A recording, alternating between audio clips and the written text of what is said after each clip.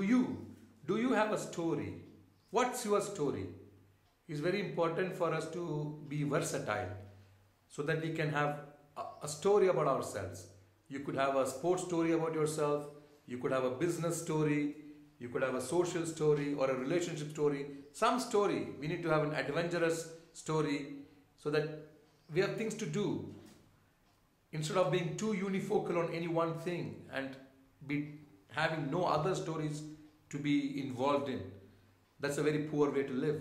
So a rich way to live is to have stories about you meeting friends, stories about you learning new skills or music, whatever it could be cooking or athletics, rearing pets, whatever, a new story. So when you have more stories and more stories, it keeps your mind occupied and we feel very enriched.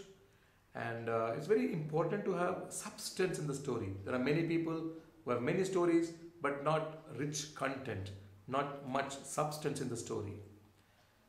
So the story must have substance, and two, must be committed. We need a lot of commitment to things we do. And the commitment, it's not enough to simply be committed. It's very important to have adequate resources and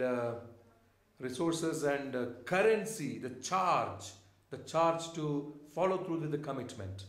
Otherwise, we will not have the implementing power.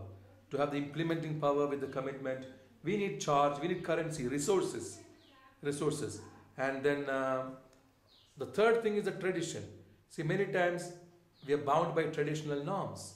Many times we are limited or confined to certain traditional reasoning. So it's very important for the tradition to adapt to today's times, to give way to today's times.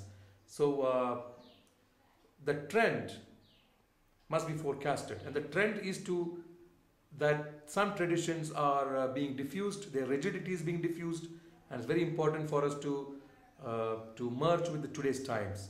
So everybody must have a story. Versatility allows you to have multiple stories. Each story must have substance, and commitment must have currency and charge, and the traditions must merge with today's times.